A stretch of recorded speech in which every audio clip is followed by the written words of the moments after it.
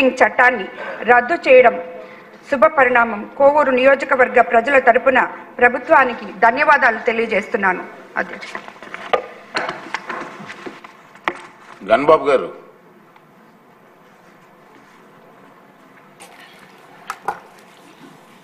అధ్యక్ష, ఈ చట్టాన్ని రద్దు చేయాలనేటువంటి నిర్ణయం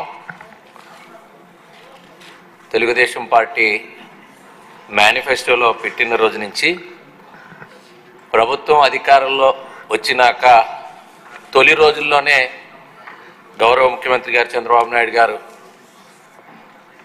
సంతకం చేసి అధికారికంగా ఈరోజు ఈ బిల్లు రద్దు పరిచేటువంటి నిర్ణయం శాసనసభలో ప్రవేశపెట్టడం చాలా ఆనందదాయకం అధ్యక్ష.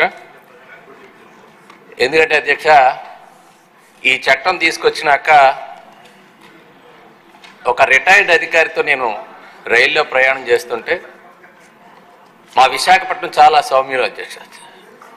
విశాఖపట్నంలో ఎంత ఇన్వెస్ట్ చేసినా అది నగర వాతావరణంలో అర్బనైజేషన్ వచ్చింది, భూమి ఖరీదు పెరిగి అదొక భరోసా భద్రత ఆ కుటుంబానికి కలిగించడం కదా, వారసత్వంగా వారికి ఏదైనా ఇస్తే అదొక జీవిత భరోసా కింద పడుకునే అలవాటు. అలాంటి ఆ ఉద్యోగి ఒకటే మాట అన్నారు, ఈ చట్టం వస్తూ ఉంది, ఈ చట్ట పరిధిలో తీసుకుని వచ్చి ఈ ల్యాండ్ టైటిలింగ్ అథారిటీని క్రియేట్ చేయడమే కాకుండా రిజిస్ట్రేషన్ అధికారిని నియమించడం ద్వారా ఈ హక్కులన్నీ కూడా ప్రభుత్వంచే నియమించబడినటువంటి వ్యక్తుల చేతుల్లోకి పోయే ప్రమాదం ఉండడం వల్ల ఇప్పటికే విశాఖపట్నంలో ప్రభుత్వ కార్యాలయాలు, రైతు బజార్లు, ముఖ్యంగా మా ఎంఆర్ఓ కార్యాలయాలతో పాటు ఖరీదైనటువంటి పాలిటెక్నిక్ లాంటి సంస్థలు కూడా తనఖాలు పెట్టారు. ఈరోజు ప్రైవేట్ ఆస్తులపై కూడా హక్కు కలిగే విధంగా ఈ చట్టం తీసుకురావడం ద్వారా మా భూములు కూడా తనఖా పెట్టి ఈ ప్రభుత్వం ఇప్పటికే దివాలా తీసేటువంటి ప్రభుత్వంగా ఈరోజు ప్రైవేట్ ఆస్తులు కూడా తనఖాలు పెట్టి ఈ చట్టాన్ని ఉపయోగించుకుంటారేమో అని చెప్పి ఆందోళన చెప్పడం జరిగింది అధ్యక్ష. అందుకని ఆ రోజు మాట్లాడిన రోజు ఏదైతే మన ప్రభుత్వం తెలుగుదేశం ప్రభుత్వం వచ్చిన వెంటనే ముందు ఇలాంటి చట్టం, ఎందుకంటే ఒక సామంత పరిపాలన జరిగింది అధ్యక్ష. మీరు చూశారు, ఈ రాష్ట్రంలో 3 జిల్లాలు ఒకరికి పంపకం చేసి ముఖ్యంగా విశాఖపట్నం లాంటి ప్రాంతంలో అనేక ప్రైవేట్ ఆస్తులను భయపెట్టి వారు సొంతం చేసుకునే ప్రయత్నం చేశారు, లిటిగేషన్స్ క్రియేట్ చేయడానికి ప్రయత్నం చేశారు. ఈ చట్టం ద్వారా చాలా ఈజీగా లిటిగేషన్లో పడేటువంటి అవకాశం కలిగింది అధ్యక్ష. కింది కోర్టుల్లో ముఖ్యంగా జిల్లా కోర్టుల్లో ఈ వాదనలు వినిపించుకునేటువంటి ఆ క్లెయిమ్స్ ఏవైతే ఉంటాయో టైటిలింగ్కి సంబంధించినటువంటి వాళ్ళ హక్కుల్ని నిర్ధారించుకునేటువంటి హక్కుల్ని తీసేస్తూ ప్రతిదీ కూడా హైకోర్టు పరిధిలోకి వచ్చేటట్టు విధంగా, అందుకే న్యాయవాదులు కూడా రోడ్లెక్కి ఈరోజు ధర్నాలు చేసినటువంటి సంగతి మీకు గుర్తు చేస్తున్నారు అధ్యక్ష. ఎక్కడైనా రెవెన్యూ సంబంధించినటువంటి అప్లేట్ అథారిటీస్, రెవెన్యూ రికార్డుకు సంబంధించినటువంటి అప్లేట్ అథారిటీస్ ఆర్టీఓస్ కానీ, జాయింట్ కలెక్టర్ లెవెల్లో కానీ, లేదా సిసిఎల్ఏ లెవెల్లో కానీ రెవెన్యూకి సంబంధించినటువంటి ఒక సిస్టమ్ ఉంది అధ్యక్ష మనకి ఈరోజు, ఏదైతే ఆ హక్కులు మనం నిరూపించుకోవడానికి. మరి అలాంటిది ఏదైతే ఈరోజు సెంట్రల్గా ఏదో గవర్నమెంట్ ఆఫ్ ఇండియా ఇచ్చినటువంటి నిర్ణయం, ఇది ఒక డిజిటలైజ్ చేయాలి, హక్కులు కాపాడాలి, వాళ్ళకు ఉండేటువంటి రికార్డులన్నీ భద్రపరుచుకునేటువంటి అవకాశం కలిగిస్తూ ఇచ్చినటువంటి చట్టాన్ని ఈరోజు చూస్తే, నేను మదనపల్లిలో ఈ మధ్యకాలంలో జరిగింది అధ్యక్ష, సబ్ కలెక్టర్ ఆఫీసులో మరి తగలబెట్టారంటే వీరి ఉద్దేశం రెవెన్యూ కార్యాలయాల్లో ఉండేటువంటి రికార్డులన్నీ కూడా ఈరోజు తగలబెట్టి ప్రైవేట్ ఆస్తులకు ఉండేటువంటి హక్కులు నిర్ధారించుకునేటువంటి సెటిల్మెంట్ ఫెయిర్ అడంగల్స్, మా సైడ్ అయితే ఎస్ఎఫ్ఏ అంటాం, ఇటువైపు ఆర్ఓఆర్ మిగిలిన ప్రాంతాల్లో రెవెన్యూ భాషలో వివిధ భాషల్లో వాడుతూ ఉంటారు. అలాంటి రికార్డులు మాయమైతే, ఆ రికార్డులు లేకుండా చేస్తే వీటిని పూర్తి స్థాయిలో ప్రభుత్వ ఆధీనంలోకి వచ్చేటువంటి ఒక భయంకరమైనటువంటి నిర్ణయం, ఈరోజు ఆందోళన చెందేటువంటి నిర్ణయం ఈ ల్యాండ్ టైటిలింగ్ యాక్ట్ ద్వారా సంక్రమించే ప్రమాదం ఉంది అధ్యక్ష. అందువల్ల ఇలాంటి యాక్ట్ని డెఫినెట్గా ఈరోజు ప్రజల్లో ఒక ఆందోళన దించే విధంగా ఈరోజు ఆస్తులకు సంబంధించినటువంటి వారసత్వ సంపదగా వచ్చినటువంటి లేదా కష్టపడి సంపాదించుకున్నటువంటి ఆస్తులకు సంబంధించి ప్రభుత్వం నియమించేటువంటి అధికారుల ద్వారా వాళ్ళు పెత్తనం చేయాలనేటువంటి ఆలోచనకి, అదేవిధంగా వాళ్ళు అక్కడ నియమించేటువంటి వ్యక్తులే కాదు మరలా అప్పీల్ చేసుకునేటువంటి అవకాశం కూడా లోకల్ కోర్ట్స్కి లేకుండా హైకోర్టుకి వెళ్ళడం అనేటువంటిది మరలా భారమైనటువంటి పరిస్థితి. కాబట్టి అలాంటి పరిస్థితులన్నింటినీ మరి ఈరోజు బయట విదేశస్తులు కూడా విశాఖపట్నంలో చాలా ప్రశాంతమైనటువంటి వాతావరణంలో ఉండేటువంటి ప్రజానీకం అధ్యక్ష, మరి అలాంటి ప్రశాంత వాతావరణంలో విశాఖపట్నంలో ఉండేటువంటి ప్రతి ఒక్కరు కూడా ఒక ఆందోళన చెందే క్రమంలో గత 5 ఏళ్ల పాలనలో చూశారు అధ్యక్ష. రాష్ట్రంలో విశాఖ నగరానికి ఉండేటువంటి ప్రత్యేకమైనటువంటి స్థానం కూడా మీకు తెలుసు. గ్రామీణ ప్రాంతంతో పాటు అర్బనైజేషన్ పెరిగినాక ఉండేటువంటి ప్రతి ఒక్క ల్యాండ్ వాల్యూస్ పెరిగే కొద్దీ ఆ భూములపైన ఎక్కువగా ఆశ కలిగి ఈరోజు ఈ చట్టాన్ని తీసుకొచ్చారనేటువంటి మరి ఉంది. కాబట్టి ఇలాంటి చట్టాన్ని రద్దు చేయాల్సినటువంటి ఒక మంచి నిర్ణయాన్ని మరి తీసుకున్నందుకు ప్రత్యేకంగా గౌరవ ముఖ్యమంత్రి గారికి చంద్రబాబు నాయుడు గారికి, ఎందుకంటే విశాఖపట్నం ప్రజల తరపున, ఎందుకంటే ఇప్పటికే చాలా వరకు ఇప్పటికే ఈ అంశాల్లో చాలా ఆందోళన ఉంది. ఈ చట్టం రద్దుపరిచారని అనగానే చాలామంది మరి బాగా రిలీవ్ అయ్యారు. డెఫినెట్గా ఈ చట్టాన్ని రద్దుపరుస్తున్నందుకు ఈ బిల్లుకి పూర్తిగా నేను మద్దతు పలుకుతున్నాను. బుచ్చి చౌదరి గారు. అధ్యక్ష, అప్రజాస్వామికమైన ఒక బిల్లుని తెచ్చి రాష్ట్రంలోని భూములన్నీ కబ్జా చేయడం కోసం జగన్మోహన్ రెడ్డి అటు నాటకంలో ల్యాండ్ టైటిల్స్ యాక్ట్ ఒకటి అసలు రాజ్యాంగ వ్యతిరేకం. అధ్యక్ష, వారసత్వ హక్కులు హరించేలాగా ఈ చట్టాన్ని తెచ్చారు. భూ వివాదంలో 553 సివిల్ కోర్టుల అధికారాన్ని సెక్షన్ 38 నిషేధిస్తుంది అధ్యక్ష. అంటే కోర్టుల పరిధిని తీశారు.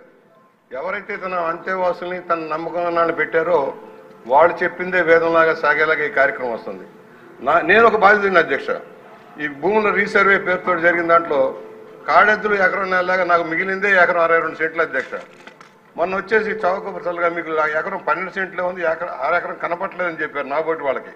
ఇక సామాన్యుడి పరిస్థితి ఏంటి అధ్యక్ష? నాబోటి వాడికి ఎకరం పోయి ఏమైందో తెలియని పరిస్థితి తెచ్చారంటే ఇక సామాన్యుడి భూమిని ఎలా కొట్టేస్తారు? విశాఖపట్నంలో కావచ్చు, మరొక చోట కావచ్చు.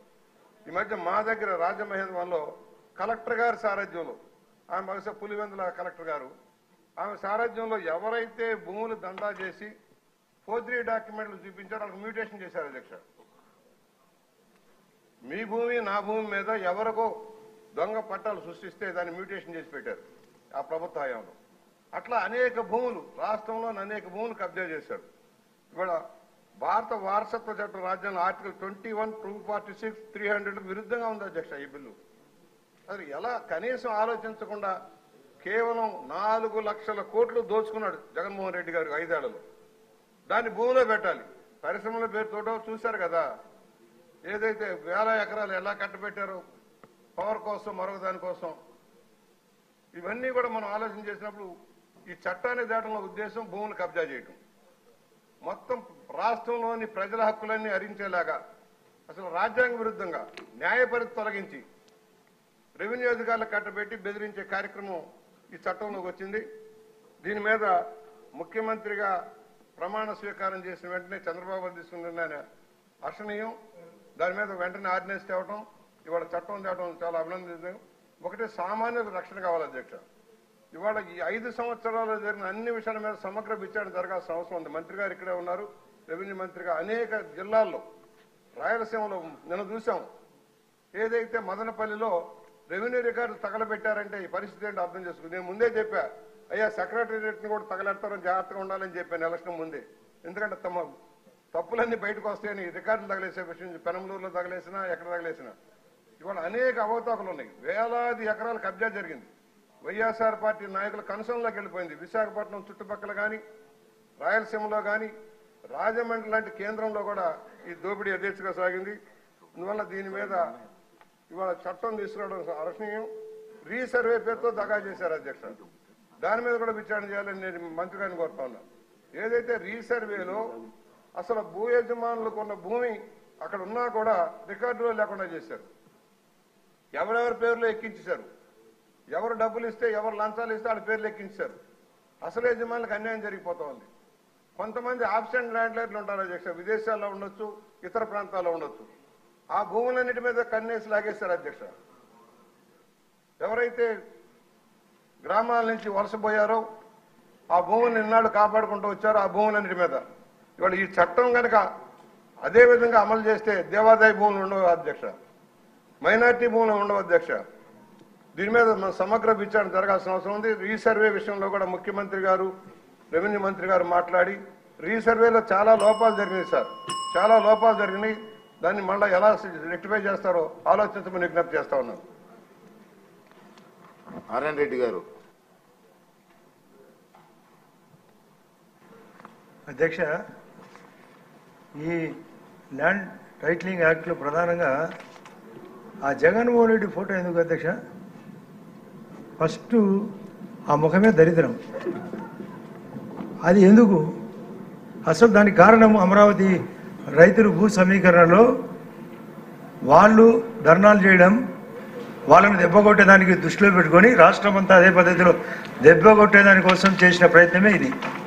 ఇప్పుడు బుచ్చయ్య చౌదరి గారు చెప్పినట్లు దేవాలయ భూములు దేవుని ఫోటో బదులు అతని ఫోటో, ఒక్కు బోర్డు ల్యాండ్స్ ఫోటో బదులు ఆయన ఫోటో ప్రతి చోట ఉండాలా. రేపు భూసేకరణ భూ సమీకరణ ఉండకూడదు.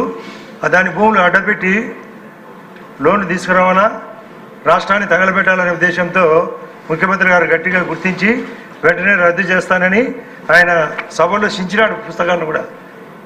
అది ఇక్కడికి వచ్చింటే ఆ సించి ముఖాన్ని వేయాలి సార్ అధ్యక్ష.